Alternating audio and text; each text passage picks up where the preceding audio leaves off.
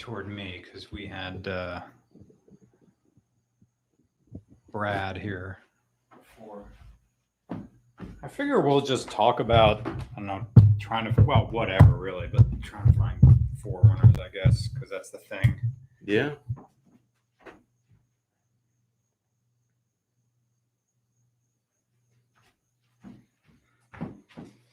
That's crooked, isn't it? Yeah, a little bit.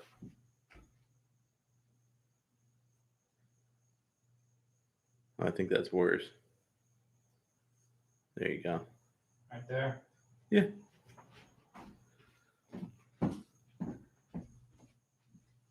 Hello. Is this thing focused? I don't care. Welcome to Brian and Ben. Nick's doing his own stuff tonight. We haven't done a podcast since I think last week. So is it even focused on me? It looks really blurry. Yeah, it looks a little blurry. Yeah. Where's my longest stick?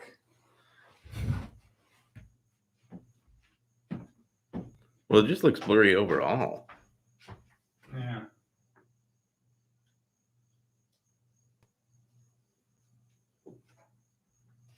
Does that change anything? Not that I can tell.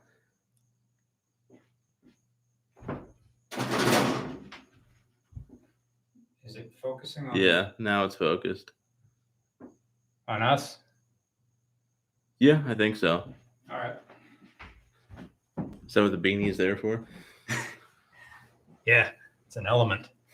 This screen. Yeah, that the GoPro fell off the GoPro. The webcam fell off the wall, but it's mounted there with GoPro mounts, and so it's all crooked now, and it's probably just going to stay crooked for like a while. So anyway, it's almost the end of the month, and it felt like August just went right by. Still Like super crazy. hot, though. Yeah, it's just like a swamp. It's like kind of cool out, and you're gonna hike that mic a little bit closer to you. Yeah. Anyway, any kind of which way you want to do it. How about that? And I think that's close enough. yeah, about there. Spinning a little toward you. So we're drinking hard cider. Mm-hmm. Peach mango. Haven't had this one yet. No, you got unfiltered. That's the. Yeah. Okay. It's a little bit more like a regular cider taste. Okay. I would say. I had to put ice in it because. All right, that's good. It's kind of refreshing on a hot day. I was all excited to do this. And now, like, I went to the gym and I'm like, whatever. Just watch TV and go to bed. Doing streams. Like literally this week was just work. And then, did I tell you about like the first or like the second Forerunner I went to look at? No. Okay. So RCR's camera car, Goldie, she has a year left in her. Like this time next year, I won't have her. She's gonna go away because her body underneath that plastic cladding on the bottom of the Forester is it's done. It's just Doritos under there. Yeah. So you can't even jack the car up by its pinch welds. The pinch welds are just gone. So Pennsylvania won. Yep. So I'm going to replace it with a Forerunner. And did the stream just stop? Or is it still going? Up in the top left, Okay. it still says live. So it still says it's gone. I'm going to replace it with a Forerunner, but now is the worst time to buy. Mm-hmm. So my original budget, I thought I could get one for 10. And then I saw one that someone was selling for $10,500. And it's inside, like he was a flipper. I mean, like whatever, but he didn't even clean it when he brought it out. It was just covered in dog hair. So what are you flipping then? I know. What is he? It's like, well, I've been driving it around, using it as a car. I'm like, you're presenting this product to me. You know, the dash is just covered in dust. I got underneath the car. The frame had some spots, like surface rust, but the subframe connectors were getting all, I use this term already, but all like Dorito, like flaky. You can see the metal separating. And he didn't have the manual. And it just, the car was used. Like the interior saw a life and there's like stains and everywhere. Like I can clean that. But if me with just like a drill brush and a little Bissell Mighty Green thing can do it, why can't this guy? Yeah. Well, you keep your cars pretty clean too, so I it do. would bother you. Like I don't have like necessarily like trash everywhere in mine, but I'm not good about, like, I probably will vacuum it out maybe once a year, like, and that's about it. Otherwise, it just kind of, it is how it is. Like drive it every day. But like for you, knowing how clean you keep them, I think it would really bug you to buy one that was that rough. Yeah. Yeah. So I passed on it. I told him I'm going to pass on this because the number I would give you, you probably wouldn't like. And he said, well, that's fine. Because even if it was $10 less, the answer would be no. Just like, that's just kind of an arrogant way to phrase it too. Yeah. Ugh. So flash forward a few days and I'm texting someone else and I accidentally text this guy because he was at the top of the list. And he said, actually I was texting Brad. And he said, I'm not Brad. By the way, a Toyota Tech bought it. Good luck. What does this mean? I think he just wanted like the last word. Is that me or you? That's you, I think. That's me. Phone's ringing. Somebody with your future Toyota right there. Yeah, right.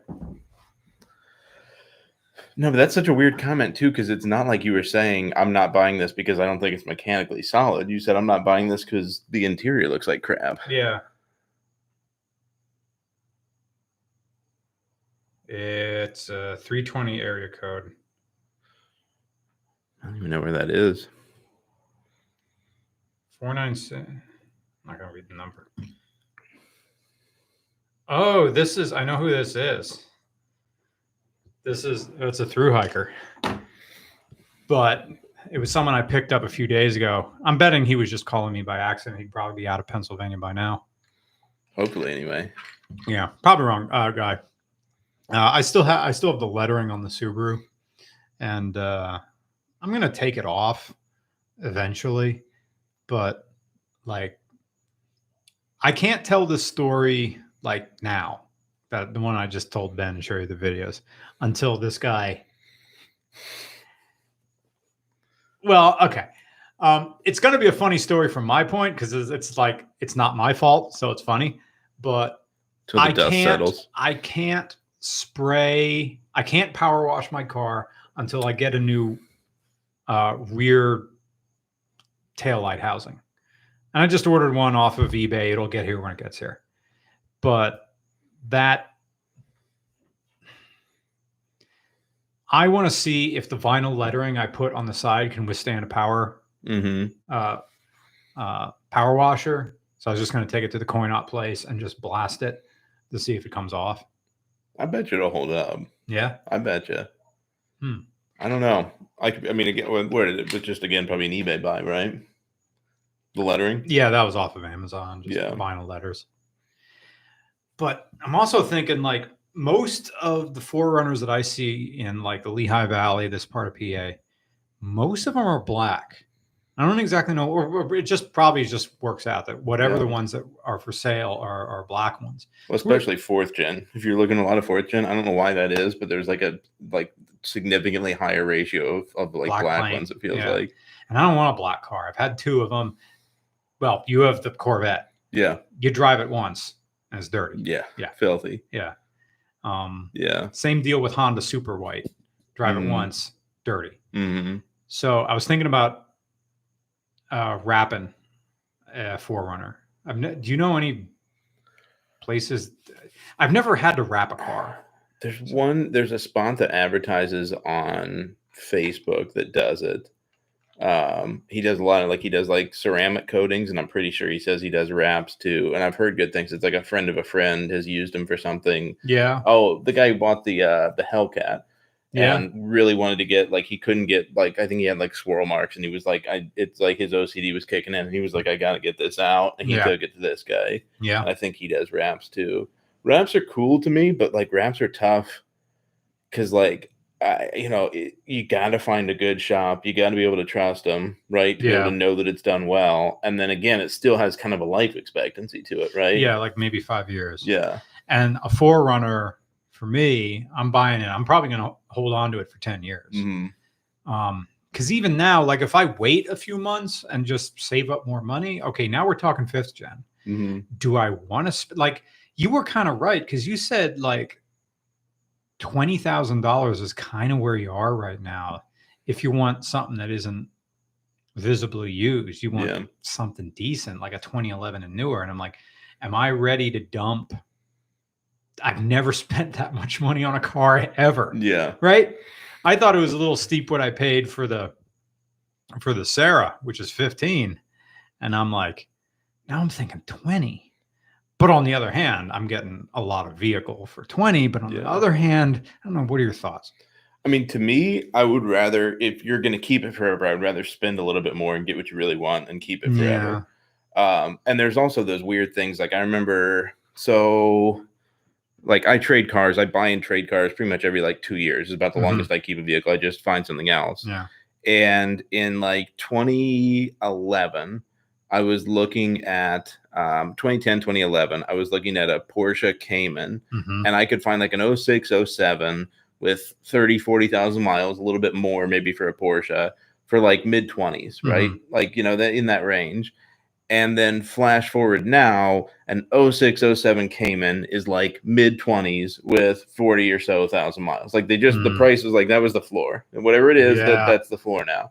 And I feel like a Forerunner has the same factor where it's it's desirable enough and reliable enough that they're never going to drop.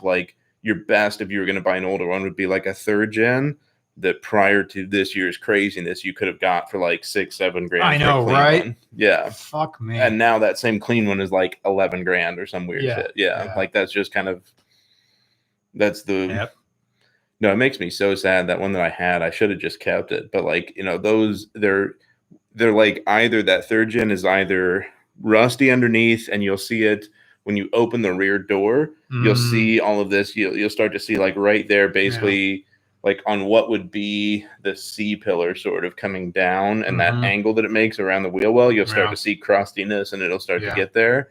Or they're really clean, and then they're clean everywhere. Usually, the frame is the issue with the Toyota, and they're clean on the frame.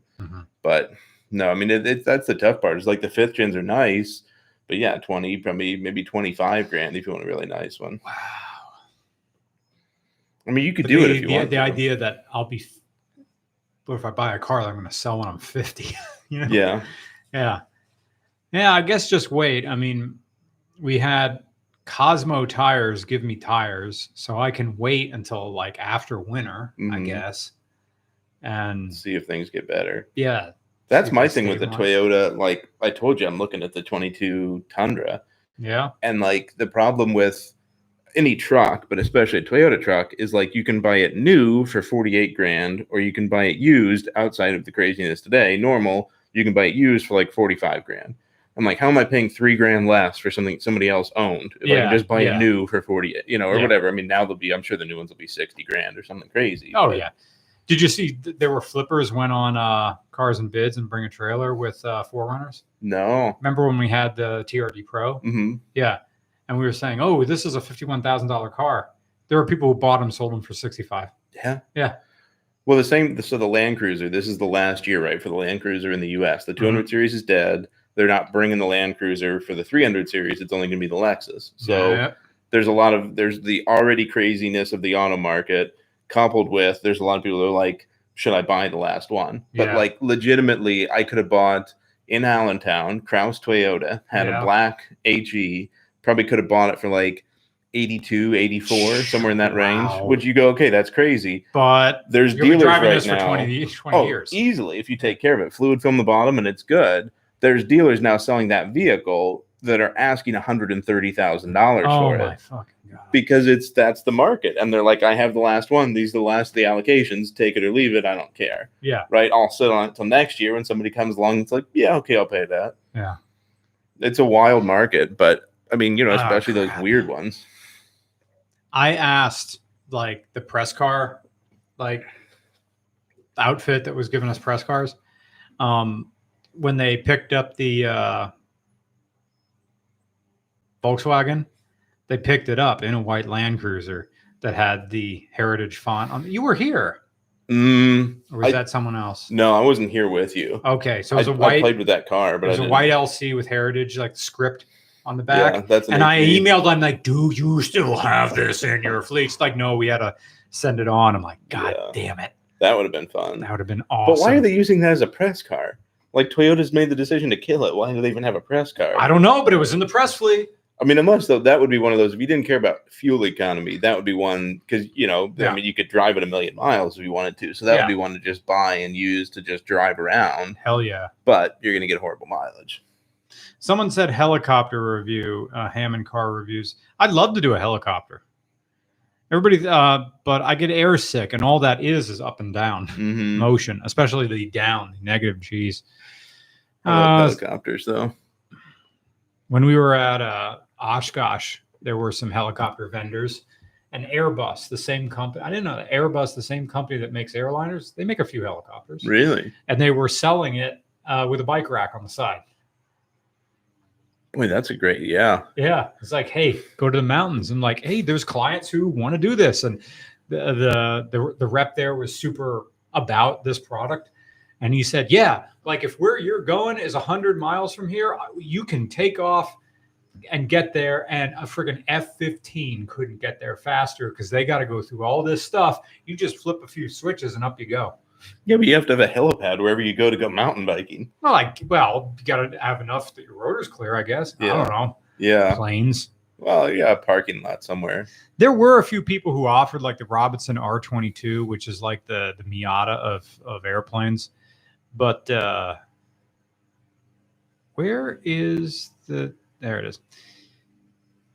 I need the extra thing for the super chats.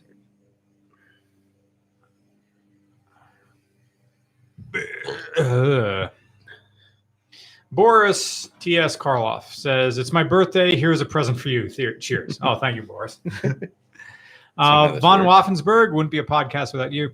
Hey, guys, road tripping from Vegas to Salt Lake in the Boss, which I'm guessing is Boss 302. Just want to drop a hello and some beer money. Cheers. So you're like driving and streaming at the same time? You have like unlimited data? What is an unlimited data plan? How much are those things? I have one. I don't think they're bad anymore. No? My Verizon bill, actually, because I have a family plan, I have like my dad, my stepmom, and my sister on mine because nobody else seems to want to deal with a cell phone. And my plan when I went to unlimited actually got cheaper. I saved like $40 a month by going to, like, it's like, I think it's like $40 a month per device or something like that for unlimited now. Plus like then like a built-in base cost or whatever. So like total for what I just say, 4 lines, ours is like $200 a month. Okay. So. Okay. I forgot what my last bill was from Ting because I have that pay as you go. So it varies. Sometimes it's as low as $25 a month. I think the highest I paid was maybe 40 when I was driving a lot and using it. So I'm still on the fence because most times I don't leave. And like, yeah, right now my phone is on airplane mode because I just go from here to the gym and both places have Wi-Fi. So what the fuck? Yeah. I'm not using cellular. Right. And I feel that it kind of keeps me off my phone because if I'm somewhere and if I don't have Wi-Fi, well, you want to look at bullshit, you got to pay to do it. But on the other hand, when I do driving, I do kind of want to listen to Spotify or podcasts and stuff I haven't downloaded. So then I'm like, Yeah, I'm like a heavy user. Like I use Waze on my commute and I use like either Spotify or a podcast all the time. So I'm just like constantly, Matt Barthenhouse doesn't have a question, but thank you for your donation. Andrew Palmer says, and thank you for your generous donation. I have a 2004 Volkswagen GTI VR6. Nice, but it's getting long in the tooth. Kind of thinking of getting a Corolla Hatch 6MT. Okay, it's not going to be as fast, but it's going to last you Forever. a long time. Forever. Yeah. Or a Crosstech 6MT. Both are kind of high, but prices are kind of high. Indeed, they are. Spend money fixing up the Volkswagen or get new? Well, that's a good question. See, the GLI VR6, that's definitely quick. Yeah. Those engines are great, and there's plenty of people who know how to fix them because they're nice boutique cars. Now, the Corolla Hatch 6MT and the Crosstrek 6MT are going to be two different things. The Crosstrek is an Impreza platform with a bunch of extra weight on it. Mm-hmm. It's going to be one of those situations where, like, I drove like a fifth gen Forester as a test drive when I thought I was going to get rid of that, but then I just repaired the rust the first time.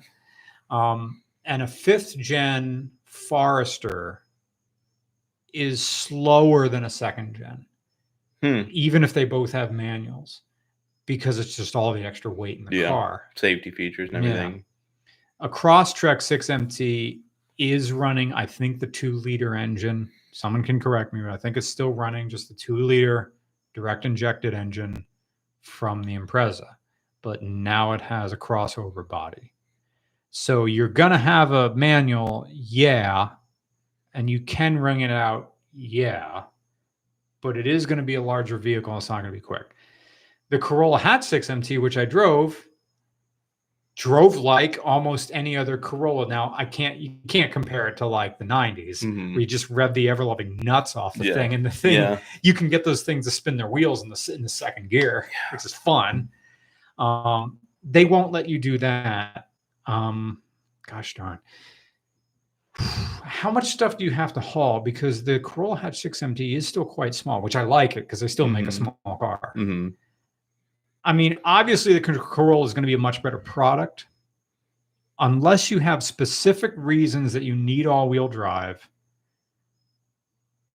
and you need to haul more stuff. Then the Crosstrek wins, but only if you like, how much do you really need to turn that traction control button off and do 4-wheel drive, drifts in the snow? If Andrew, if you're from the South, like if you're south of the Mason-Dixon, get the Corolla. Yeah.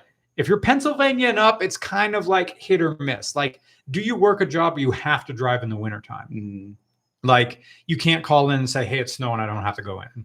Even though, a good set of all seasons and front-wheel drive is still, Well, and even then, I was going to say a lot of times, like, I have had those jobs where I was here and needed to be able to get there. Yeah. And even then, there's many times where I've been driving a giant 5,000-pound SUV and being like, oh yeah, they just plowed, right? Like they plowed this all day long. I don't actually think there's an issue here. No. Yeah. Like my road is the only road that was slightly unpassable. Yeah. And that's how I feel. Of course, it's going to be the exact opposite. It's going to be interesting if I can do the mileage because the Forester is so bad on gas.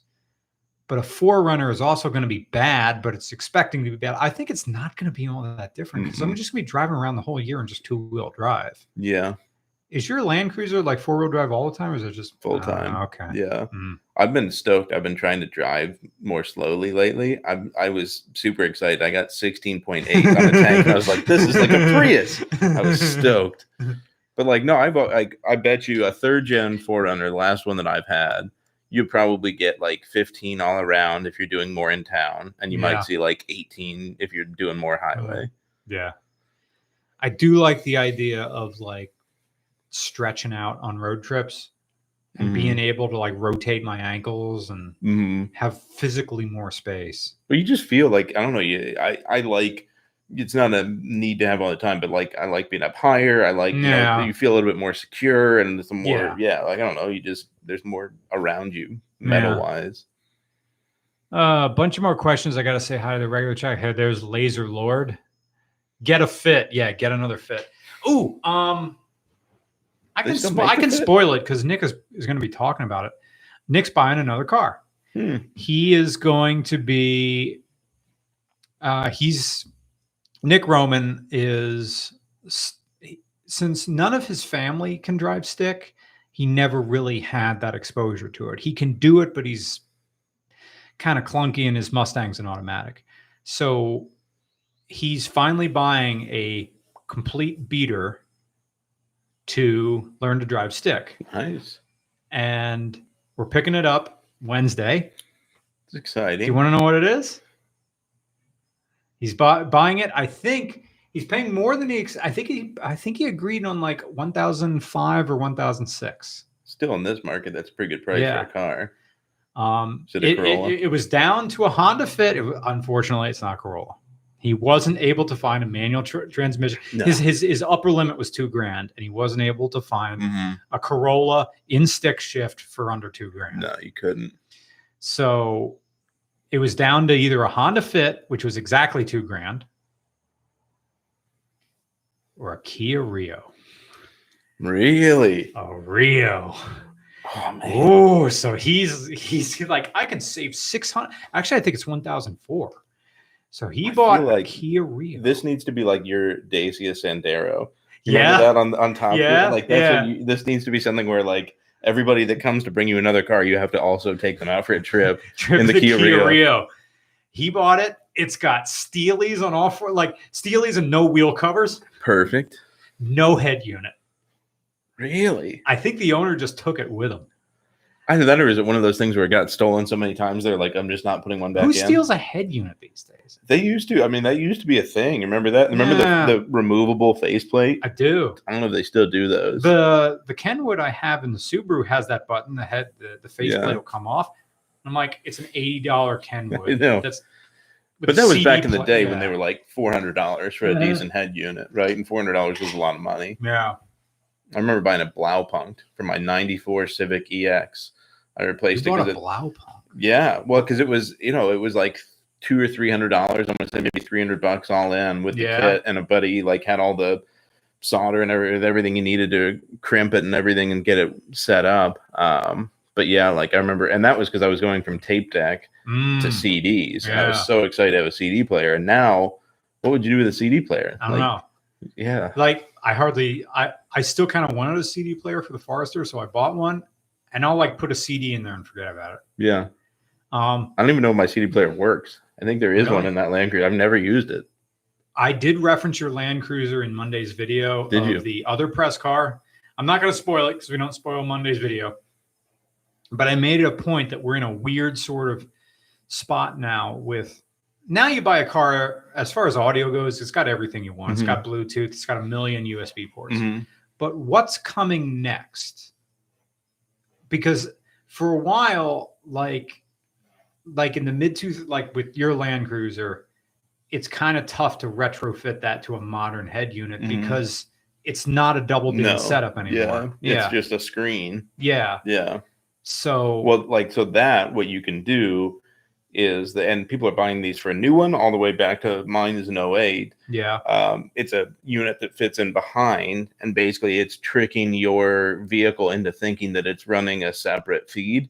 So it'll run CarPlay. Okay. Like EC Off-Road makes this kit. So you take your whole dash apart, you plug this whole thing in, and then basically you can toggle between the display that it comes with stock with navigation from 2008, or you can just click over to this other one and here's your CarPlay, right? And then it'll run native and everything you want to do. So now whether it does everything, like I would want, like steering wheel controls and all of that kind of stuff, I don't know that it does all that. That's the thing. If I get a Land Cruiser Forerunner from like 2011 or something like that, early teens, some of them don't have an MFD. They just have a little display, but it's not a DIN setup. It's still this stupid thing. I bet you though Crutchfield or somebody could make something for it. I think they have a dash piece that just has a double DIN setup, and then you put your. It'll look off. I'm sure the colors will be different, but so what? You get the functionality. Yeah. But I think I'd lose all the wheel controls. Yeah. I kind of miss having. Because my 2008 Honda Fit, that was the old one, did have the volume controls on the wheel. It is nice. Yeah, kind of like that. Yeah, It's not a need, but it's a nicety. So I used pictures from your J200. Oh yeah. When we referenced the car coming out Monday, where this is sort of happening again, even though a modern car will do everything you want.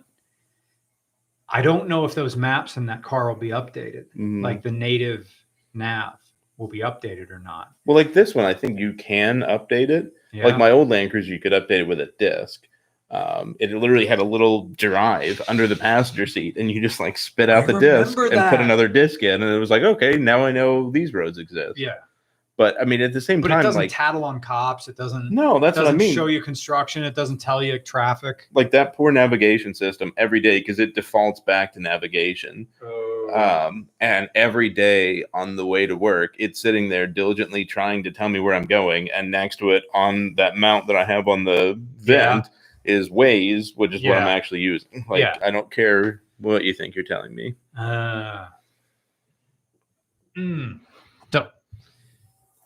People are talking about Wawa and Sheets. What's your take on it? You don't really eat junk food, so you probably don't have a preference. Sheets, I had when Brad came over, we did the last podcast. We did go to Sheets. I tried their cheesy bacon something cheddar bombs. That was a gigantic waste of money. It's like I'd rather just get like if you just get tater tots at Sheets, they just give you a cup full of tater tots, and I'm like, all right, yeah. These cheesy bacon something dildos were just like I got like 5 of them, and I'm like, I can just inhale these, and this is dumb. All of it's like they are the exercise in just how ridiculous. Like, can I consume 5,000 calories today? Yeah. In this one sitting at one stop. Yeah. How can I consume the most amount of calories and not enjoy myself? I remember one time, I forget why I was doing this. I was in there with a buddy, and I'm like, let me show you. And I built a breakfast burrito. Have you seen theirs? And it was like, you could pick whatever you wanted to put in. So it had like sausage, tater tots, cheese, tomato, lettuce, like sour cream, guacamole. It was like, I mean, this thing was like a solid, like it was probably like, it was just, it had to be 1,500, 2,000 calories in this one. And it was just so heavy. It was delicious, but I was just like, I don't know why it was like an epic mealtime kind of like, I'm going to try this and do it. Yeah. And then you obviously with them, they're like, what, do you want a donut with that when you're getting it? Yeah. The Sheets they're way. Like totally unfazed. Mm-hmm. Yuma Tamura says, hello from Tokyo. Hello. Do you have any favorite aviation?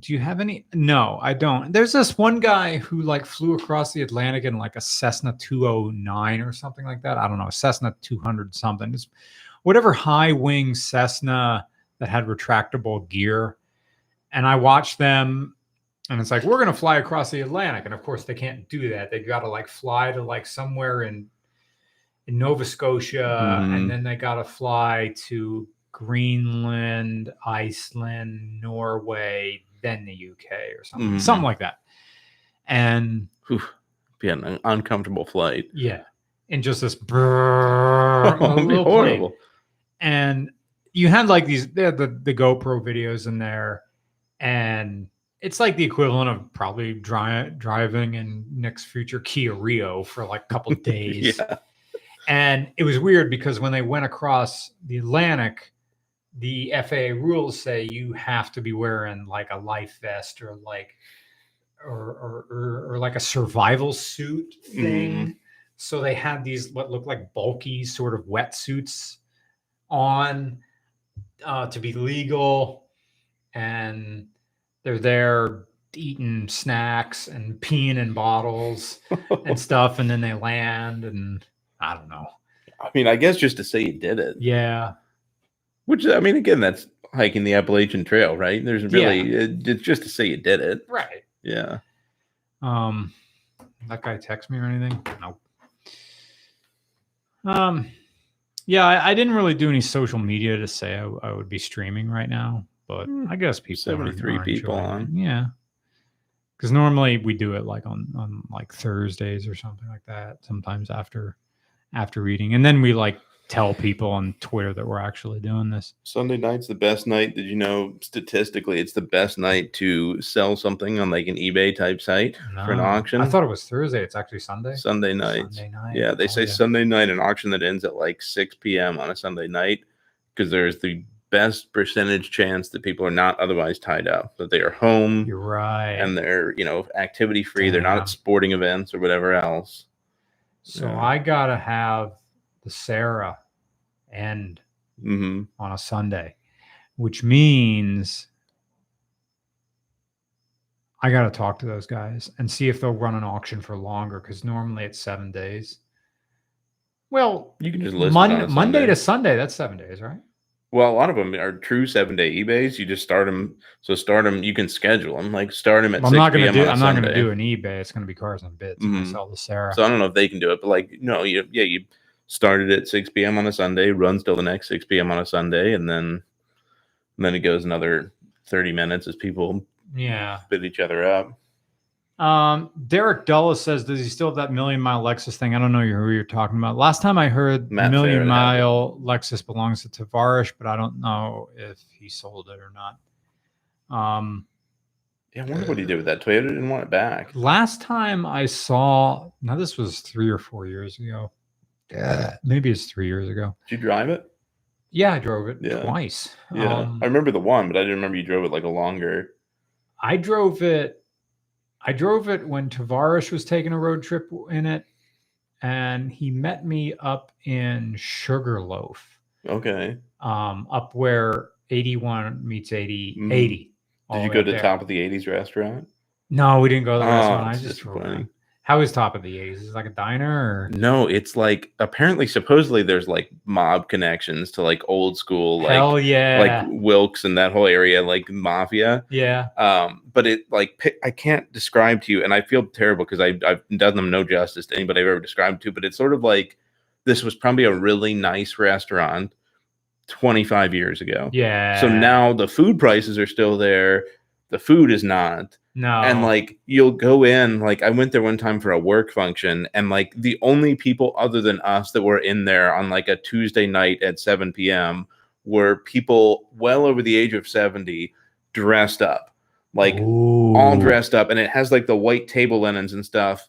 But then like the menu, like I forget, I ordered like some kind of a very run of the mill steak. And I was like, this is not good. Like, this is just not a good dish. Like I just had an off night, but like, it's a strange juxtaposition of like, they're still going for it. Yeah. But the food does not at all justify the price or the other elements of it. Like, yeah.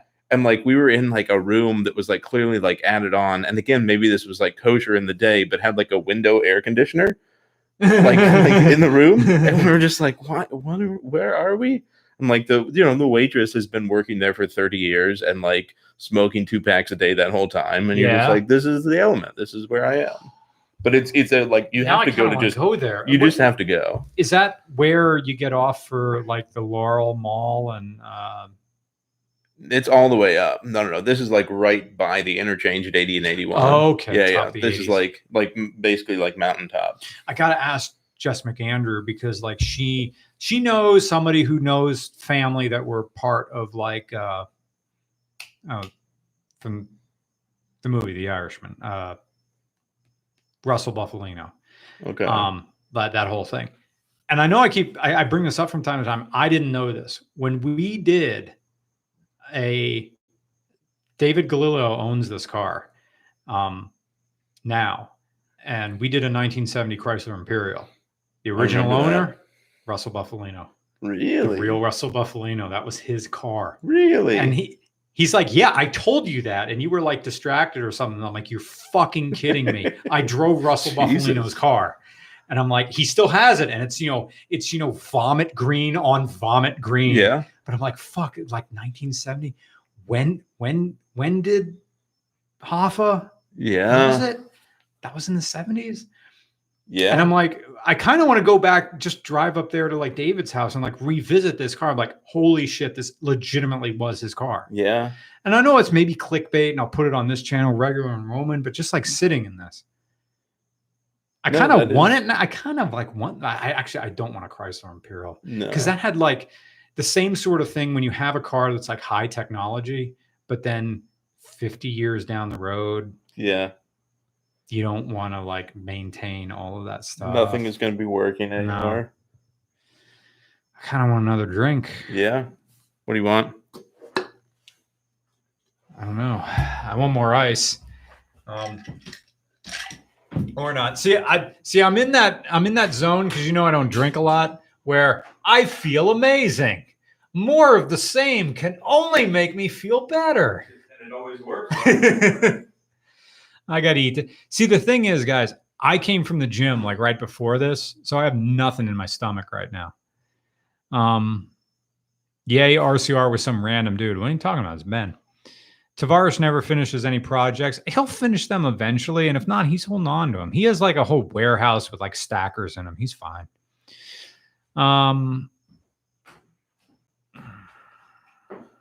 Take your pick. So it's regular Angry Orchard, or we're doing the ooh.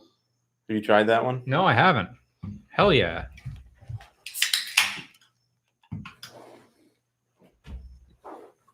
So the last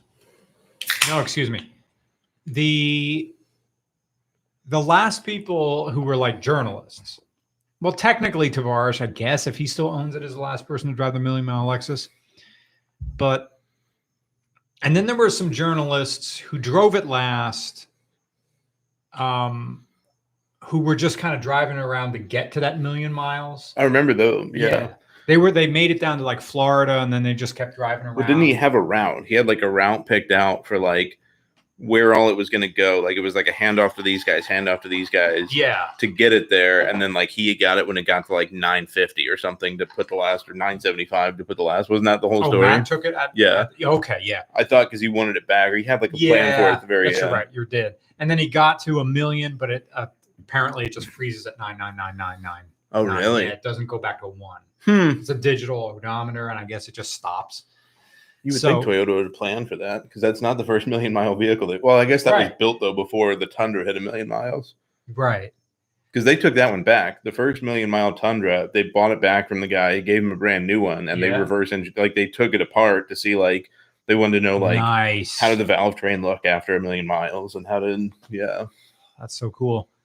I know that Matt called up Lexus and said, do you want to feature this in anything? But at this point they said, no, we know they do this. Yeah. We're good. Yeah. Well, that probably had what it's supposed to do. That probably had a UZ engine too, didn't it? Yeah, 1 UZ. Yeah.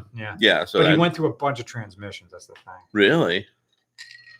I don't know what the deal was. When I drove it the first time, the kickdown wasn't working, which I know is a minor thing, but that thing wasn't working. And I had it when it still had like the gangsta tint on it, or the Florida tint. Yeah. And when I drove it the second time, like not the penultimate, but the third to the last person to drive the 1 million mile Lexus was my friend Foster, who some of you may know as Adler the Eagle, who has a different YouTube channel, and he drove it for his channel. And that was kind of cool being able to give it to him, to have it for a little bit. He still has the video up. He's coming here. Gosh, I think at the end of the September, and we're going to work on some sort of like half collaboration thing. Nice. So he'll be around if you want to hang out. Yeah. But maybe during the week. So I don't know. Yeah. Have to be evening then at that point. Yeah. Yeah. Let me know. Okay.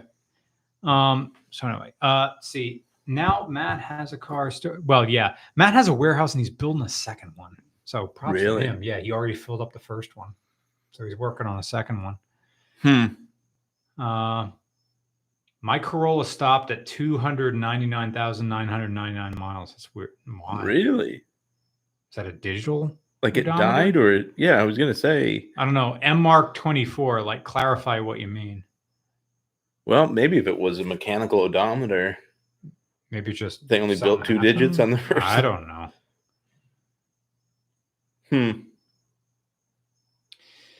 So, Mr. Macca 1999 says, come back to New Zealand. Oh, how I want to. I want to come back to Zealand like I want your mom to peg me. I'm happy to hook you up with a car or two to review. My brother has a great... Yes. My brother has a Ooh. new Chinese Great Wall. I want to drive a Chinese knockoff pickup truck. And I don't understand, how does New Zealand, they must just have really lax like They must transport do, laws. yeah. Yeah. Yeah. Because they have all of those weird ones. Yeah. I want to see how you sell a pickup truck for like 10 grand US. Yeah. What the fuck? Well, what's the new Ford product?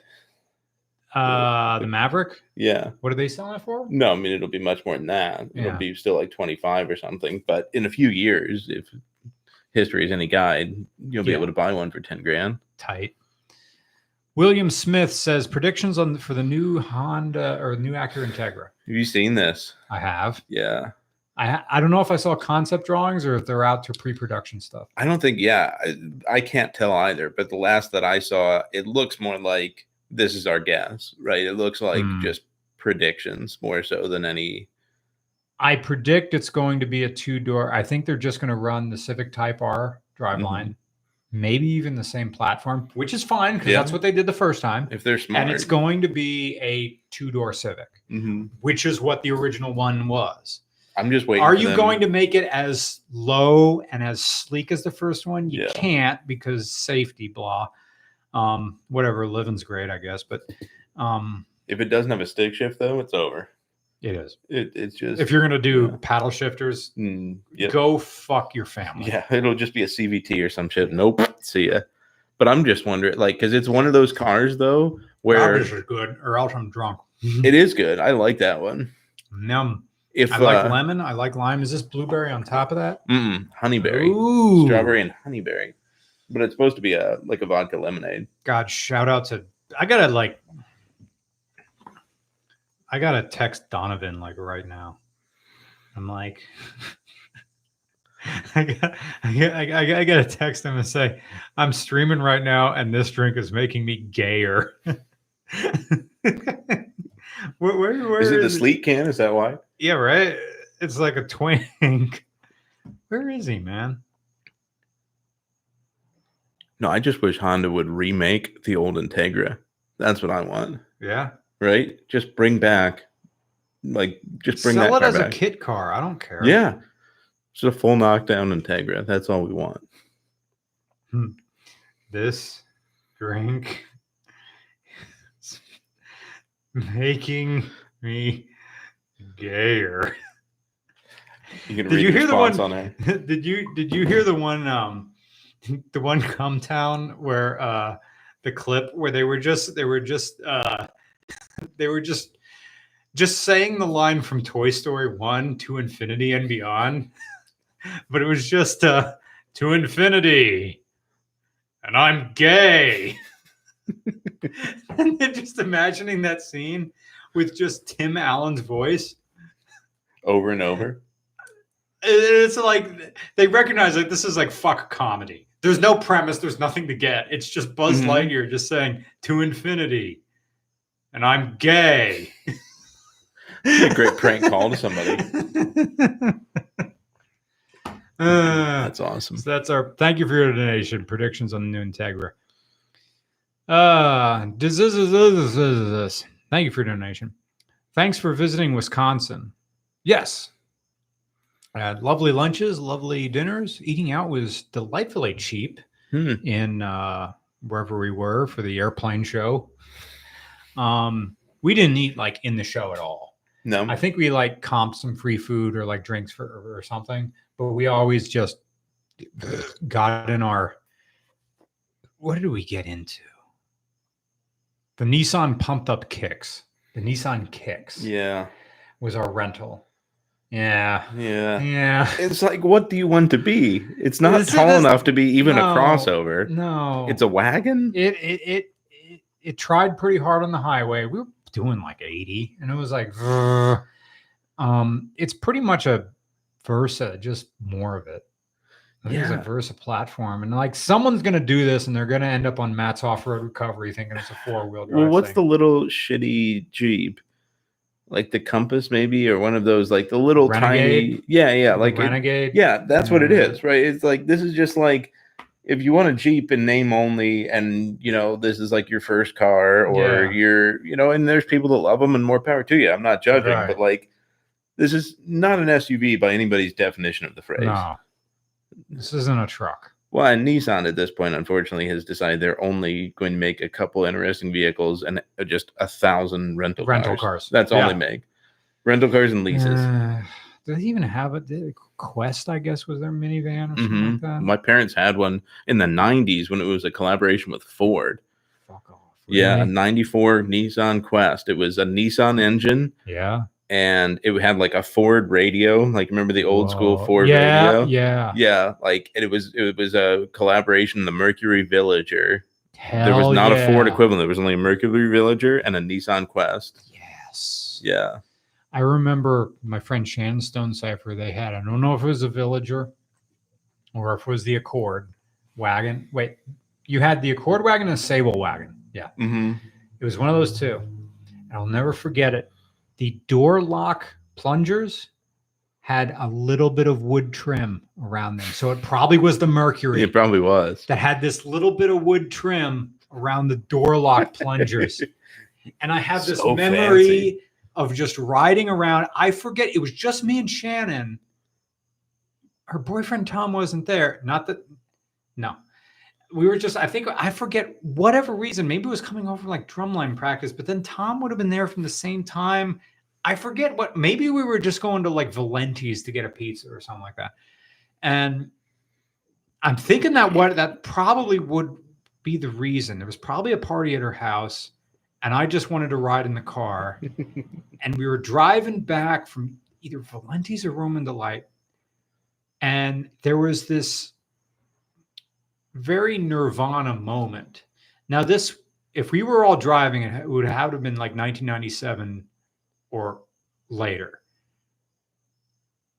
But by the time I got my own car, I drove everywhere. Mm-hmm. So this would put it 97 to 99. I'm riding in Shannon Stonecipher's Fomoco wagon. And Van Halen's Jump is playing on the radio. And it was one of those moments where kind of like all is right with the world. Mm-hmm. We got the pizza. We're in the Sable wagon. It had to been later in the year because in the beginning of the year, I would have just had my entire week was just school, Wednesday, drumline practice after school marching band practice, football game on Friday, band competition Saturday, do homework Sunday, repeat. Mm-hmm. And that was like life. Mm-hmm. So it had to been after that. But then when indoor drumline starts up again, it's like indoor drumline competition on Saturday and then just homework all Sunday. Yeah. So it had been that weird period before or after indoor drumline practice. That's what I think about when I get high. And I'm like, when I get like a little bit too high, when I'm like, time is an illusion, I just dissolve into like 90s mixed, like YouTube mixes. And I like imagine that I'm back in high school, but I retain all my knowledge. And I realize that like permanent records are bullshit. Yeah. And I just get to be like me now, but I just get to rewrite those years, kind of knowing what everything's happened. And of course you become the hero of the story. Mm-hmm. I feel like, though, I kind of felt like high school was bullshit when I was there. You're so lucky. I mean, I don't know, like not fully. Like I remember still having to like the John Hughes film side of it of like wanting to be the cool kid or like, like I was never the cool kids, but I remember like my social group at the same time being like, yeah, this is all kind of bullshit though. Like this is not, nobody really cares about anything here. Getting to college is going to be way better than whatever we're doing right now. Yeah. Like I remember having that awareness. Yeah, I didn't. I was distraught when I got detention. Yeah. For skipping gym. I don't think I ever got detention. I got detention once for skipping gym. That's it. Yeah. I just hung out in the band room. Just didn't go. I didn't go. Of all the things to skip. Like, of all things, why'd you like? What was the function? I remember them taking us. Fuck. They took us to a bowling alley, And this dude, it was a guy who, it was he and his mother who ran this bowling alley in my hometown. Yeah. And they both just chain smoked cigarettes. Hell yeah. Including while we were in there and like 7th grade. Like I just like think back to that now. I'm like, holy shit, they were like okay with that. Like this guy was just sitting back there with Pall Malls, just like wait, why were you in a bowling alley during school hours? because they took us over there. It was like a little park, our junior high school, and then this bowling alley. So they would just march us over there, and we would just, there was like a, whatever it was, like a month-long like course on here's how to bowl. That's awesome. And that was cool that they did it. Fucking amazing. But it was just also like really funny to me now to think about. They were just like, yeah, could you just stand back over there while you're smoking cigarettes? Because we got a bunch of like 12-year-olds coming in. You mind? Like, but yeah, they took us in there. They took us to swimming and all the other ones. Gosh, we had swimming, but only at the middle school because the middle school had the pool. Mm. So high school, there was no swimming. There was like line dancing. Yeah. I remember doing that one. I liked when we got hockey because hockey is one of the few like sports I can play aside from skiing. Although I was part of the ski team. Actually, we never had a ski team. We just had a ski club, which is just, I don't know, go ski. Yeah. And I kind of want to learn how to ski. We had this one kid in my class, Jake Berg, who was really, really good at skiing. He wasn't in my social group, so I didn't really learn from him. You didn't learn like how to ski from him?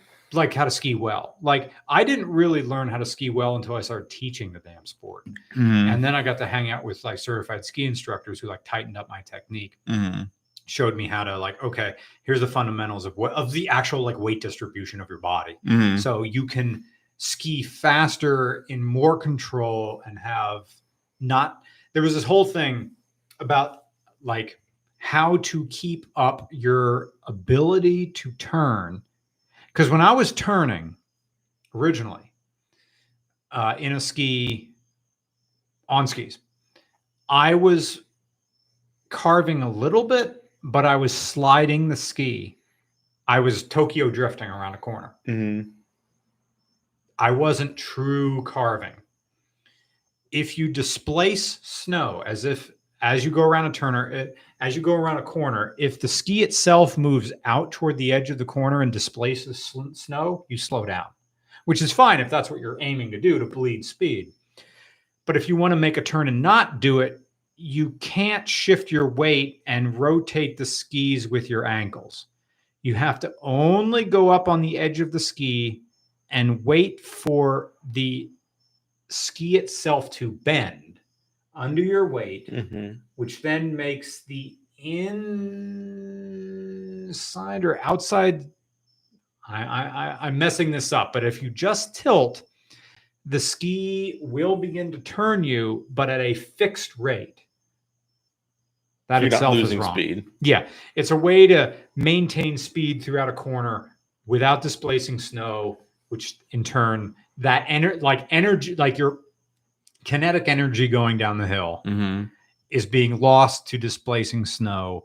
Whereas if you true carve, you're just on your edges and you're just kind of like the sensation. I'm still not good at doing it, but the sensation when I do correctly carve is kind of like when you're on an on-ramp or off-ramp that's nicely cambered and tilted, and you can feel the car lock in a little bit. You're like, hell yeah. And you just keep your speed. Yeah. I don't know if people in the comments, if any skiers or snowboarders are like correcting me. Skiing just scares me. Oh yeah, it's incredibly dangerous. My right hand still hurts because I sprained it really bad. So I tore a bunch of like tendons and things in there. Oof. So I still can't do push-ups like flat-handed. I can do them like with fists, but like I can't. And it's all my thumb. It's all the tendons that are going in here. Like they're all. Think it'll heal? Eventually. See, my problem is I freaking jocked my way through it and I didn't put a brace on immediately afterwards when it was hurting really bad. And I'm like, it'll heal. It always does. Cut to, almost a year later and it's still sore. Like all the damn, like if I go like this, it still hurts.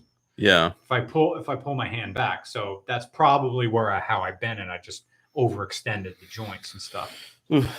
Whatever. Don't have the benefit of youth anymore. No, I don't. Anyway, My high school, this is Derek Duke says, my high school was mainly spent trying to suppress the gay urges.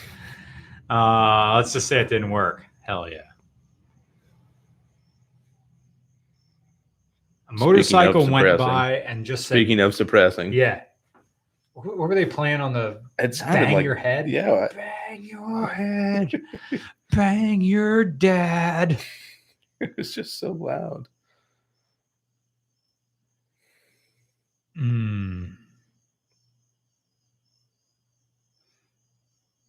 Panama. I don't understand the appeal of motorcycle that loud. Everybody will be looking at me. Ryuki Sakamoto, thank you for your donation. Hello, Brian. Looking forward into getting a 1996 Toyota Crown. Nice.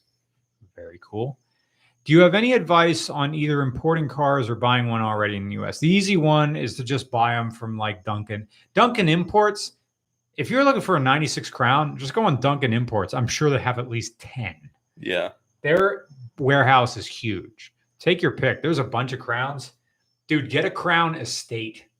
There's like Estate Crown Royal or something like that with the wing mirrors all the way out on the dash. Yes. And like it's like a big wagon. No, they I gotta look that right up now. Duncan Imports. I wonder though, do they who's the one you bought from? I bought the Sarah from ATL JDM and I bought the POW from Japanese Classics. Like, would they do it? Would they just find what you're looking for? ATL JDM would do that. Yeah. Japanese Classics, they just buy stuff and sell it. Yeah. Duncan Imports, Toyota Crown. What did this guy want? Oh, he wants a 96. So he wants as new as you can possibly get it. Well, here's a 95. Same deal. Hell yeah. Oh, Look at that that's wagon. so. You know what it looks like though? It reminds me. Do you remember the Camry wagon in the 90s? Yeah. Well, we did one. Yeah. Yeah. It looks like that. If somebody was like, this is more early 90s, and I see a bit of LS 400. very much so. That probably is what it is. Oh. I wouldn't be at well, all. the Toyota Celsior is the LS 400. But I mean, don't know what the Crown is. Toyota was still into part sharing even back then, though. True. Like those headlights look very, very similar. Man, look at that wagon. Oh, and it's got like those are fog lights and a slightly yellow tint to them. Yeah. This What is are a those nice door one with handles? Are those door handles like, are they open from the rear? Or am I just, no, I'm just looking at it wrong. It's just a reflection. Yeah. But you know how those door handles feel, right? You can just picture how they feel. Like that old school 90s Toyota. And they'll be hot as hell in the summer. Yeah, they will just burn your hand off. Oh, and the double rear wipers. That's, again, the 90s Camry Okay, thing. so that's a part right there. Look at the size of those taillights. Yep. That's like... I want a 90s Toyota with a stick shift of any form. Something along those lines. That's what I want to find. Rear air conditioner. I wonder if there's a separate pump or it just runs lines. I probably just runs lines. Like that 100 series I had was super weird in that it did that. This thing. All those, and again, those are plastic. all the same Toyota radios, all the same HVAC dials. Like a 96 Land Cruiser has those exact same HVAC dials. This one has, this one's 95 and it's got CDN tape. Yeah. And they're two separate units. You see that? Yeah, it's a double DIN setup, and one DIN is CD, and the other DIN is. Yeah, that gear shifter looks straight from an LS 400. Yeah. They show the optional lace. That's an aftermarket lace things. Oh, it's got like grandma plastic over the doors. This is in fantastic shape. It's perfect. Man, I don't know why you want a 96. Oh, and it's a 1J. Ooh, non-turbo 1J, but still. You can throw a turbo in there. There's probably room. I like this. I think you should just, it's the third row. Oh, that's sweet. Backward third row. I think, now the thing with Duncan, if you buy from Duncan, they don't inspect their own cars. So you got to pay like $50. And there's like a few places around who like know Duncan who tell you if it's a good deal or maybe you should walk from this one. Because their inventory is so big, they don't. Okay, underneath. The muffler's getting there. Drive shafts. Yeah, that's the only downside to an import, I guess. These are independent rear suspension. I just always think about these cars because it's got to be weird. This is rear-wheel drive only, of course. Rear-wheel drive wagon. You're like, Ooh, that's pretty cool. That sunshade. yeah. But instead of like a normal pull your thing back, they probably have a weird electric thing for the sunshade on top. Which again was like, but why didn't Toyota bring more of that to this country in the 90s? They had Good that on all question. sorts of things in Japan. Right. But then they're like, no, you guys don't want it. All right. I just think like, so to me, what's funny, right? So my 100 series Land Cruiser, Mhm. all but guaranteed. So that thing had frame rust, right? Like the rear of Yeah. it. I mean, it was still passable, but it was far enough along that if you were going to buy this for what they still sell for, you'd go, I don't want it. Mhm. All but guaranteed that ended up in Africa, right? Mhm. They go to auction, they go to Africa, which is funny. Like I remember telling I think it was my grandmother, she said like, oh, how's your new Land Cruiser? And I said, oh, it's good. And she said, oh, I wonder what the old one, somebody else driving around. And I'm like, probably not on this continent, but yes. Yeah, Like, and she's like, what do you mean? And I explained, she's like, I don't understand. Why would they want it in Africa though? And I'm like, because they don't care about that. It's not going to rust any further. And it's a cheap go anywhere. They need something like that to drive. But I always think about that when I see these kind of Toyotas that are coming from Japan, where it's like, right? Is that the same thing where somebody's grandma is training this in and like, you'll never guess where this is going? And she's like, oh, I hope some 16-year-old has it. They're like, no. This is going across the ocean. Yeah. And someone's going to play redunculous money for Yeah. this. Somebody's going to buy this for $20,000. She's like, I don't I love telling my friends from New Zealand, like right now, Delicas are going crazy. Mhm. And now like you just trip over them down there. And I'm like, I'm fully prepared to spend $20,000 on a Delica. And they're like, why?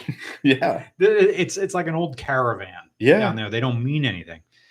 But yeah, the Delica thing for me isn't going to happen until winter goes through. Mhm. I'm because if the 4Runner will be an automatic, Mhm. I thought about a 3rd gen. That'd be nice with the V8 and the manual would be nice. But really, if they're such unicorns though, yeah, forget it. I'll drive an automatic as my daily, and then my second vehicle then would be manual. So I'll hang on to the Sarah probably throughout winter. I won't drive it in the snow. I won't drive it in the salt. I'll wait for the salt to clear. And I'll be stirring like crazy. Depends what kind of winter we get. That's true. Right. It'd be interesting because last winter was brutal. Yeah. Well, last winter, it wasn't even that it just kept happening. Yeah. Like it was like, oh, you got a snow on Tuesday. All right, fine, we'll take care of it. Oh, here's another one Friday. Yeah. Like it was like, really, why couldn't this is so close. Yeah. And it just didn't stop. And that's when I had the POW. I bought the POW right before the first snowstorm. And I was fine because I stripped the interior and cleaned all the seats. And so that kept me nice and busy. It was weird. Like I was super depressed before I got the POW because I had nothing to do. We didn't really see, a way out from the pandemic. And I'm like, this is dumb. Mm-hmm. And then I got the POW. I'm like, job to do. Take care of this thing. And then, but I drove the POW in the snow. Mm-hmm. I'm like, fuck this car. Yeah. Like, not to knock the guy who bought it, but I'm like, I'm going to drive this in the snow because I have no emotional attachment to a Nissan POW. Let's see what it does. And it kind of romped along. Yeah. Like a little front engine car. Yeah. Didn't care.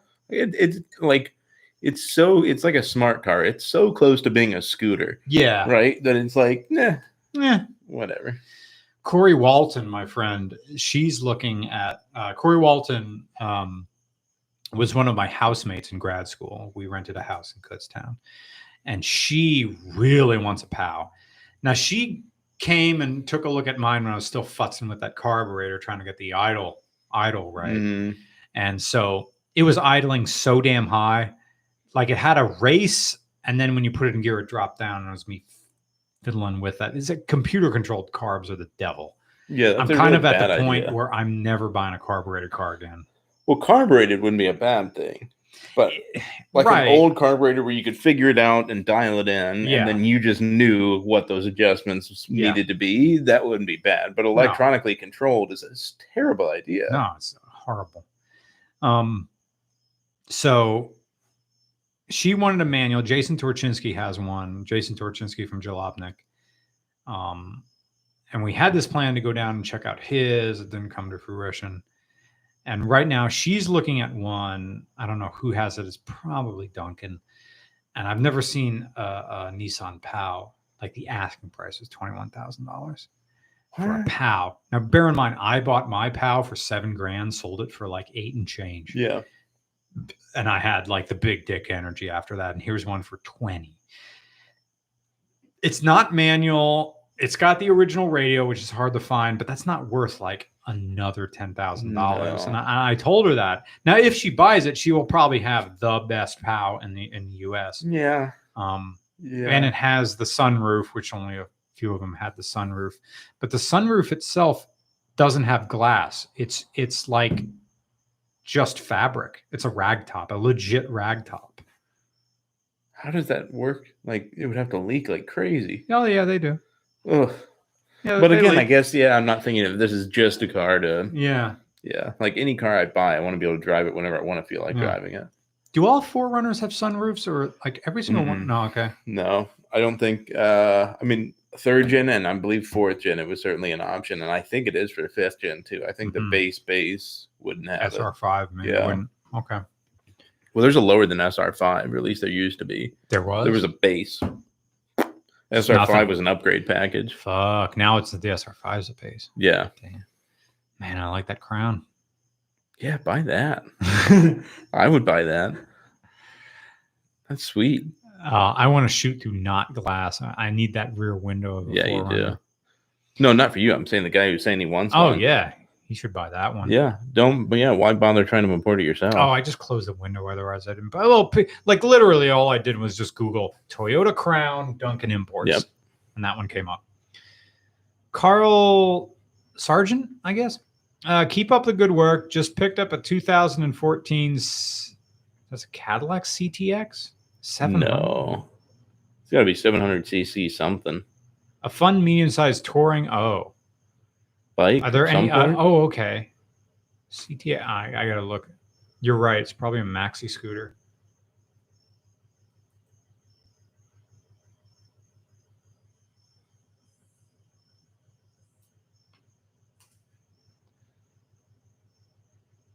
Oh, is that a Goldwing? Is that the name for a Goldwing? Honda CTX 7. No, Goldwings are like 1800 cc's. What is this thing? It's a big bike. DCT transmission. An automatic transmission motorcycle. Huh. I wonder if this technically is a scooter, but show me more pictures. The one you showed me is... Huh? That's not even the same bike.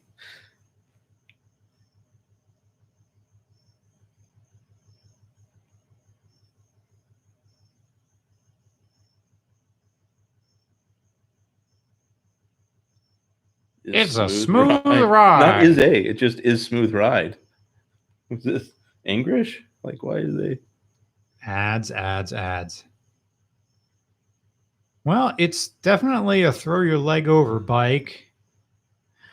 Oh, okay. So this is the 700 like X700N with a different body on it. No longer confused. Medium month-size service. Are there any non-curd?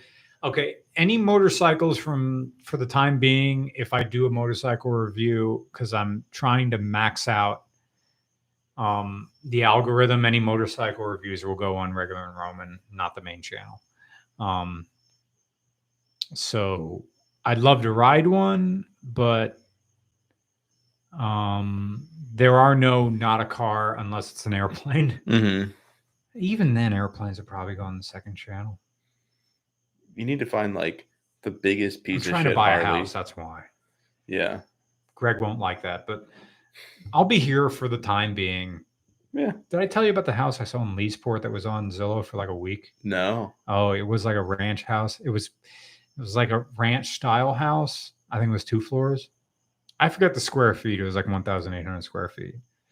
It had a pole barn in the background. I was like, fuck me.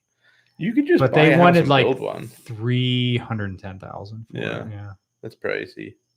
That's the problem with this market right now. I know. Like, but you need to find, like, honestly, like, you need to find like my old house. Yeah. I showed you my old house, right? Like, The one that we drove past with Yeah. Greg the one time? Yeah. Yeah. It's like, yeah, I mean, it's a very, very small house. Mhm. Everything you need, nothing you don't. But it had a 24 by 36 pole barn on the back. Fuck yes. Yeah. Like, So that was everybody. So Carl was the last person. Maybe this will be a short stream. I don't know. We've been going this for an hour and 15 minutes. yeah. Time flies. Do you want another drink? What do you think? No. That's discipline. I cut myself off at 2. Maybe I'll have one like later tonight after I eat a full meal, Yeah. but not right now. Thank you, though. What do you think is the best first motorcycle? Best first motorcycle is always Honda Nighthawk. Honda Nighthawk 250.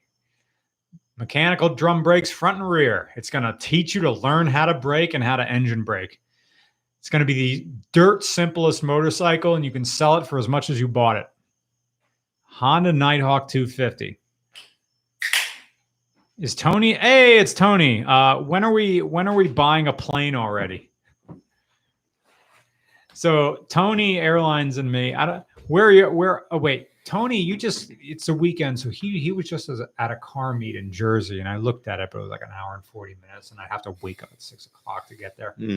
It was a Cars and Coffee, but he went there with Renee. Yeah. And they had a fun time. Kind of wish I could go, but I need to find a Cars and Coffee to go to. Supposedly Philly, there's one. There's one at Steel Stacks in Bethlehem. Okay. And then I'm sure Philly has ones. Yeah, we should go to one. Yeah. If we could find one. Yeah, I'd like to Cars just and check Coffee it out. got to wake up at 6 in the morning on Yeah, Sunday. that's not my deal. Unless we're gonna like bring a cooler and like make some Bloody Marys in the back of the car. Yeah. Yeah. Get up there. Even if it's like Bloody Mary mix. Yeah. Just like put them in a thermos. Yeah, just get a Yeti. I'm sure it'll flow through. Yeah. New guy. Difference to Dusk. Hello. Happy beer money. I just traded my 2020 Royal Enfield Continental, very boutique bike, but I like it, on a 2021 BMW R18 Classic. I'm actually loving it. Biggest bike I've ever owned. Yeah, I mean, if you want to put in some distance, like Harley and BMW or Honda Goldwing is your way to go for most things.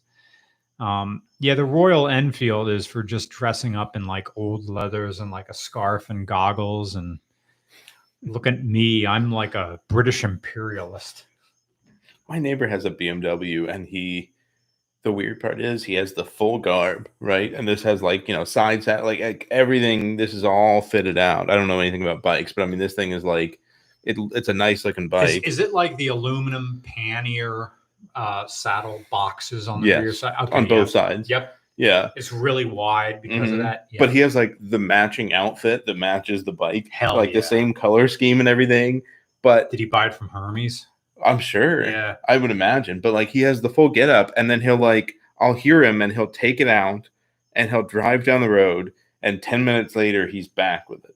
Weird. And I'm just like, why? It's not even worth the effort to put on all this garb. Right. Like those bikes are the equivalent of, they're made to be very comfortable. They can go off-road, but they're kind of heavy and they ride a little bit low. Yes, there was The Long Way Round with Ewan McGregor and Charlie Borman. But I look at them like I look at a Toyota Highlander. Mm-hmm. It's not a 4Runner. It's certainly not a Land Cruiser. It's fine. Mm-hmm. Drive one across the country, you'll be fine with it. Yeah. But that's sort of where they are in the motorcycle world. Yeah. That's the niche. Yeah. They kind of do a little bit of everything as long as it's easy. But what they're really good at, it's so weird because I drove the previous one of that. I think it was the 1100 like a million years ago. Shout out to Captain Rock of the Merchant Marine who owned the bike. And they are fantastic cruisers. Their ergonomics are amazing. It's like a chair like this that's like, and it has even the way, there is no back support, but just sort of the way that the seat, it like puts your spine in the right position. And they got heated hand grips for the winter time. And it just sort of, the windshield's perfectly made to like split the wind around you. They're great. They're cheaper than Harleys. And well, on the low end and on the used market, I get Yeah. it's still a high end motorcycle. But the weird thing is, people insist on doing road trips with like aggressive knobby tires, like DOT knobbies or something close to it, Why? in the just in case. But I'm like, Yeah, we were going to be riding on that the whole way. yeah. For what? For a gravel driveway you might encounter? Like, what is the scenario where you'll have to be off road? Yeah, exactly. But it's kind of like the style, I guess. DOT knobbies suck ass. I had a DR 350 with DOT knobbies on them. They're shitty on road and they're shitty off road. Yeah. Yeah. It's like a mud drain on road. Also, happy beer mummy. It's Matto. Hello, Matto. Also, happy beer money. The 2008 Ford Falcon wagon I submitted for review might be scrapped soon. Oh, sorry. Which means you're in Australia or New Zealand that you have a 2008 Falcon wagon. A 1979 to 1987 Ford Falcon wagon might replace it soon, I hope. I'd love to go to Australia. I've said it before, but the pandemic ends for me. When I fly to Australia, I don't. If I can, when I can fly to Australia, not have to quarantine, walk directly from the airport, get in a car, take me to the beach, and just flop right in the ocean. Mm-hmm. That's when the pandemic ends. Yeah. When I can do that, it's over. Yeah. We're a ways out from that. Yeah, we're a ways. Gonna 3UZ swap my NB Miata. What's the 3UZ? I don't know what it's in. What's it? And we know what a 1Z and 2Z is. 3UZ.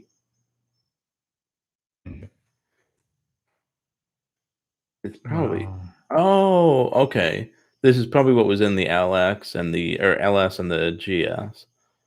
Okay, we know the 1UZ, the great one. Right. But the 3UZ is probably the 4.3 liter that was in like the. You're right, 4.3. Yeah, so that was in like the LS, the GS, like that era in the early 2000s. Mm-hmm. The same era they were making it in the 100 series Land Cruiser as a 4.7. They made that as a 4.3 to put in the cars, and it was again just bulletproof. Tight. Yeah, but it was also like, if you ever saw the engine bay, it looked crammed in. I felt like. Was this the one? Oh, it's probably right here in the picture where you literally they. Oh no, wait! You could get the stuff. Yeah, I mean, it wasn't crazy crammed in, but it just looked, to me, it had like a huge presence in the engine bay. Mm-hmm. Maybe that's so. Just someone says they want to put one. Well, yeah, they want to put one in a Miata. Please do. That'd be sweet. Gonna 3UZ swap my NB Miata. Was the car you drove fun or terrifying? Oh, it was fun. In New Zealand, I drove an NB Miata, or an NA. Excuse me, an NA. Okay. Technically, Unis Roadster, because it was a Japanese one. Mm-hmm. But it had the 1UZ in it. Great. It just sang like crazy. It spit fire because it was just straight piped. It was a straight pipe 1Z. What was the weight distribution like, though? It had to be. I don't know. It had to be super front heavy. Probably. Yeah. It's a little. Is it the 1UZ? See, again, I don't know. 2UZ is an iron block. Like, it's a cast iron heavy. No, but again, though, it was probably aluminum in the 4.3, so you're probably okay. Because the 2UZ was intentionally beefed up to be a truck SUV engine, right? It was. So that's my mindset, but I'm sure the 3UZ, the natural form is probably aluminum. Mm-hmm. It's Matto said, yeah, COVID tests are going to be a thing for a while, dude. Yeah. So just save my money. I'm not going to be helping these car prices because I was watching Vin Wiki and they were talking about our car price is going to go down. And he says, I don't think they are. He says like until like, now he made the argument that until travel is like more widespread, those with means are going to find a different place to put their money. But I guess, well, we got blinders on because we just live in the car world and all I want is the best car I can buy. Yeah. And then because of you guys who allow me to have a job, I can put money toward the best 4Runner I can buy. Yeah. And I'm willing to pay for it. So I am not helping the inflated prices. See, I think car prices, because I mean, there's multiple factors, right? And everybody kind of knows the basics of them, right? Like obviously demand is up because a lot of people are moving out of cities. Now they need a car and they didn't before. Yeah. They're not spending money on other things, so they're buying more. Demand is lighter because of all the factory shutdowns and the chip shortage. Like everybody knows the basic factors. Yeah. But to me, by like next year, like this is America and we love capitalism and we will figure out how to make more cars. God damn it. Like somebody will figure out like they will just like create a chip factory somewhere in California and it'll be and now that's resolved. Yeah. Right. So I don't buy it I think by this time next year, car prices will be normal. I don't think home prices are going to go down. Mm-hmm. I think all the real estate prices that are up, I think that stays. That's my theory. Okay. So if I don't buy a house well, it's not going to happen in a year. Yeah. So in the meantime, depending on what my accountant says, I'm going to be putting as much money as I can into BlackRock Holdings, which also buys real estate. So I can at least make some dividends on that. Yeah. Adult conversations. I masturbated earlier today. Maybe I'll show you my browser history. Just share your screen in the middle of the feed. It involved role play on the internet because I'm still in 1998. I had cyber sex. If you want to really be a 98, wait, I should just put that in like a future video. If you just like white text on a black ground, just I had cyber sex in the middle of it. Wait, I gotta write that down. Hold on. Just cut over. I gotta put it like on a blank thing on somewhere on my calendar because that's how I remember things. I had cyber sex. If you're gonna do that, you need to also use like Netscape Navigator or something. Yeah. The whole everything has to be the late 90s vibe, including everybody thinking that .coms were just only going one direction forever. It was like the 50s like post-futuristic era, but all of it just towards .com. Yeah. I know I got a soundboard right here. Friggin' Zoom, the people who make these little handy quarters, they also make mixers. And I didn't know that mixers that just have an SD card in them that just record everything you're doing while you're streaming it. Really? I should have just bought one of that instead of having this. So I'm just going to record it like holding it in front of me. Hold on.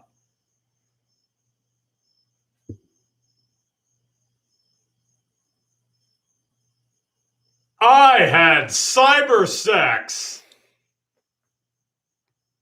There we go. All right. Now all I have to do is remind future Brian and just grab this off of this handy recorder and put it in the because I still got to edit video tomorrow. I just got to put it in the video somewhere. Just a white screen with black text. Black background, white text. But yeah, kind of like Adult Swim. Jonathan Cannon doesn't have a question, but thank you for your donation. Cooper Core says, make sure to show oh shit, son. Make sure to show MIRC as well. That'd be perfect cyber sex in the 90s. What was I was thinking about this with somebody, the chat rooms. Do you remember the chat rooms in the 90s? Like MSN had like I know what that is. I never used MSN, but yeah. And or like AOL too had them. And I remember going on, it was just a giant, massive chat room with there was no content, there was no focus of the discussion. So you would just go on there and talk to somebody. And I remember ASL, age, sex, location. You would just like start the conversation there. So all of a sudden you're randomly like, I was like, 13-year-old guy, and you're sitting there and you're talking like a 42-year-old woman. You're like, why? Why am I talking to you right now? Tell me about your life. In life, I wouldn't be having this conversation with you at all by choice. Why am I doing it here online? How are things? ? Fine. How are you? Good. Yeah, I'm in Indiana. All right. Of course, now that was before images. Now you just say send nudes. Yeah, immediately. Derek Duke says no moderators either. Did Tony say anything else? Tony, you can just like text me if you want to talk to me. I don't know. Derek does. I got the test rider. They dropped the price from $24,000 to 16. So I figure it was worth it. What country are you in? They're calling $24,000 for a motorcycle. Jeff W says, "Love the Geo Numi video. Did you see the movie Gung Ho?" No, I didn't see the movie. Never heard of it. We never like. I'm obsessed with Numi. I mean, you know that like the conceit of Numi, because I was thinking about this when I was watching it. Yeah. The conceit of Numi was like Toyota was like, if we're gonna make a plant in this country, we got to figure out how the American workforce works. And GM was like, hey, show us how you do TPS, right? Like Toyota Production System. Yeah. Like how do you do lean manufacturing? So they had this agreement, like they would work together. And Toyota would figure out how an American workforce works. Yeah. And GM would figure out how they could do lean manufacturing. Like that was the whole idea behind Numi. Okay. So it's like within like lean manufacturing, that space, like Numi is like a buzzword for like people who worked there could like find jobs other places, like Six Sigma kind of stuff, and anything else is in that same realm of like TPS is like the holy grail for a lot of people of like how you can do true lean manufacturing. Mm-hmm.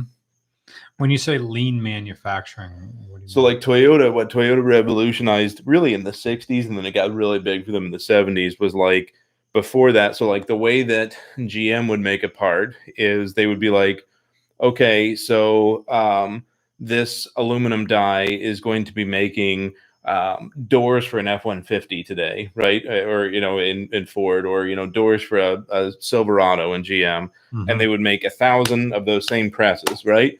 And they would do that because the turnaround time to change out this die would be 18 hours. So to do a changeover to make a different type of die, it would take them 18 hours to retool that part and set up this very expensive, very gigantic part for the next thing they were going to make.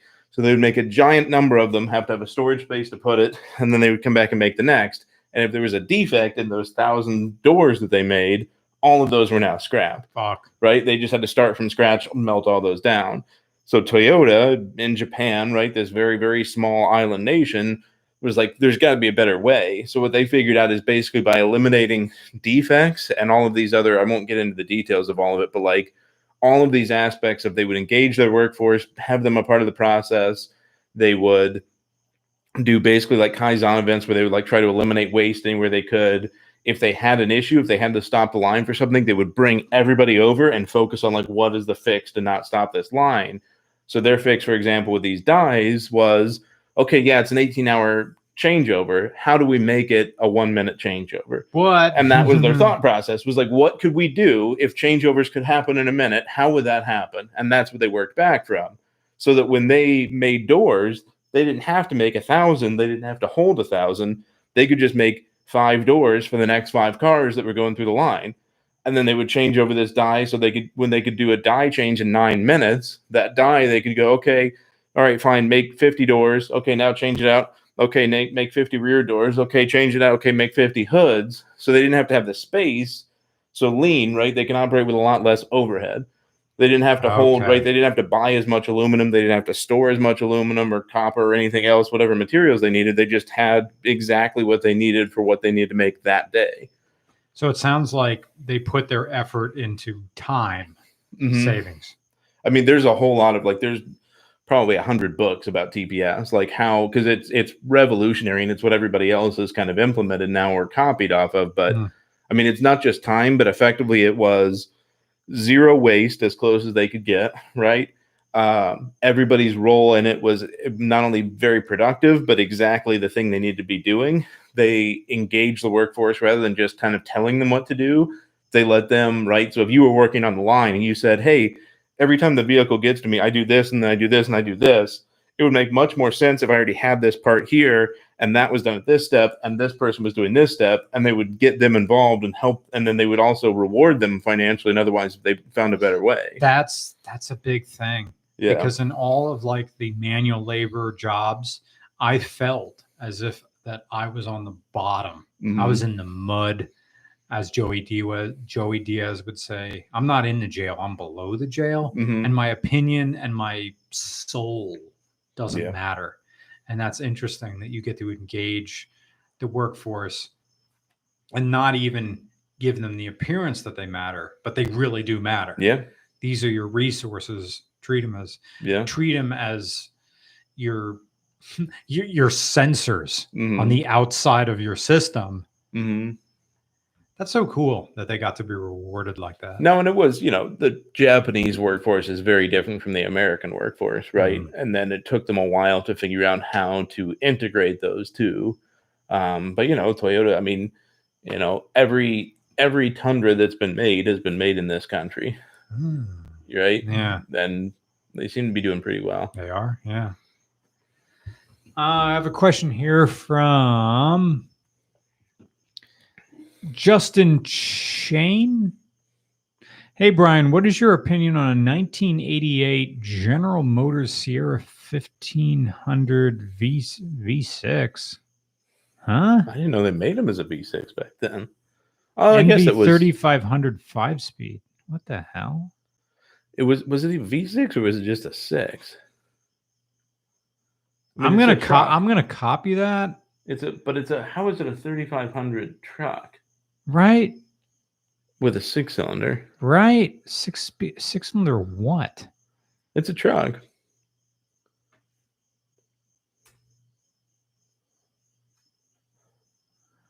But I don't understand how it's a 3500 with a 6-cylinder. Oh, NV 3500. Oh, the 3500 is just the transmission.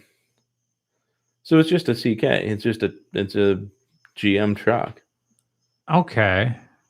with a 6-cylinder. Engines. Oh, a bunch of them. Okay.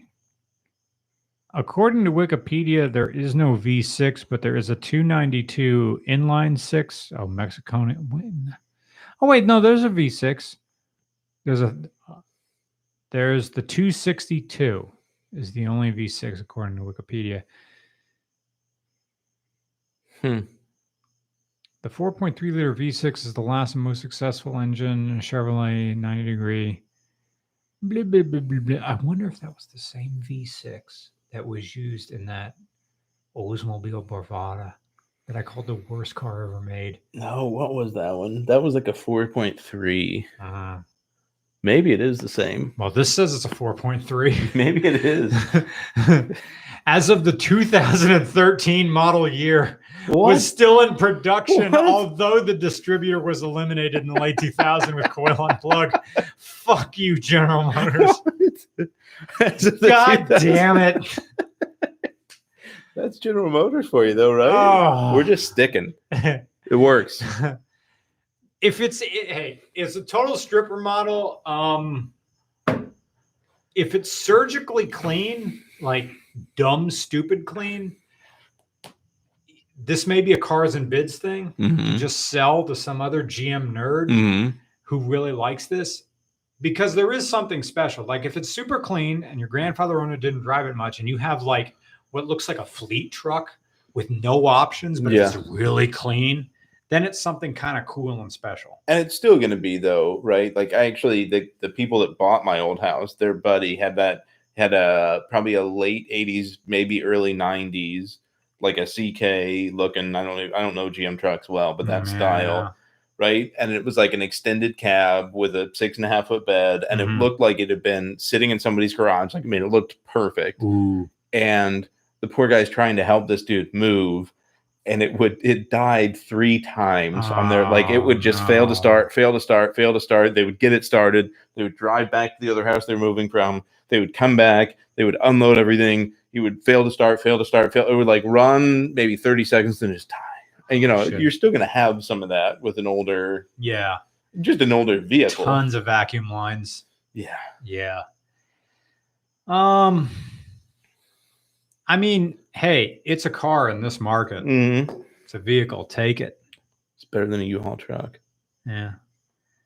Well, gosh, this is an hour and 20 minutes. I think I'm going to wrap this up. Hey, kids, it's everybody's favorite, the Vortec VSI something. Yeah, that's what they were. My grandpa was a logger. It's clean, but I'll check to make sure it's bone stock. It doesn't matter if it is or it isn't. I mean, if you have a pretty clean 80s pickup truck, it's worth something. Yeah. It's the cool factor. Yeah.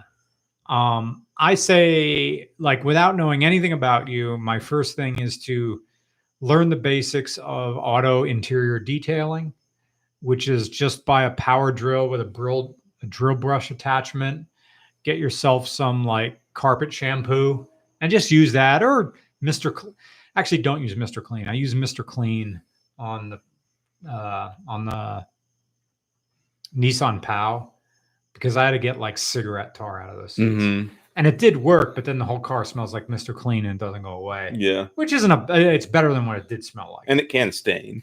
Yeah. True. Yeah. So just buy general purpose cleaner. You can buy GP cleaner from any like restaurant supply store, or you can buy it on Amazon for like $10 for a gigantic jug. I have some under my sink. Concentrate. Yeah. Yeah. Oh, that'll last. That bottle's gonna last me a long, long time. Yeah. The Burning Donut says I had 2 Astros with that engine. Nice. So I guess they use it and everything. All right. Any closing thoughts, Ben? No, we gotta. Hopefully, by the time we podcast again, we'll have found you a 4Runner. Yeah, right. That's the goal. Right now, my maximum budget is $15,000. If I wait to the next YouTube payout cycle, maybe it'll be up to 20, maybe it'll be 18, depending how much I can put aside for this vehicle. But the longer we wait, the more I can spend. Mm-hmm. But right now, the max number, and this is out the door, if I buy it from a dealership after taxes, everything, is 15. But you're a cash guy too. We could find you a loan if you wanted it, but I know you don't. It's anathema. Go dig a hole and fuck my lawn. I will not take out a loan. I know. That's why it's going to be tough to find you a house. It's going to be tough to find me a house. Got to buy it for cash. It's a lot of waiting. There's a lot of waiting. I have a good deal with going with Greg International, and I'm getting free flying lessons out of it, and free avgas out of this. Yeah. Yeah. Well, and a good guy too to have as well. Oh yeah, Greg's great. All right, guys, we're gonna wrap this up. Thank you for everybody who watched. Thank you for everybody who donated to Super Chats. Your money is being put toward a new Toyota 4Runner, which will be RCR's next camera car. I almost want to wrap it green and call her the Jolly Green. Mm-hmm. Yeah. Camo. Because there is no green 4Runners, I don't think. I don't know if they ever did green. They made like a darker green. Okay. Yeah. Like a pine hunter green. Yeah. Okay. Yeah.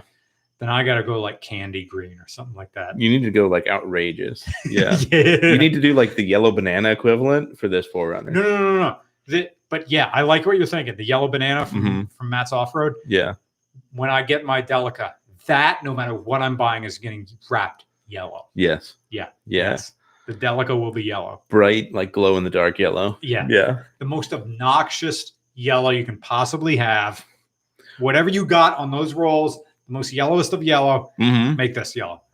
Yeah, it'll help it. More yellow than this. This is like dull muted level. I want neon.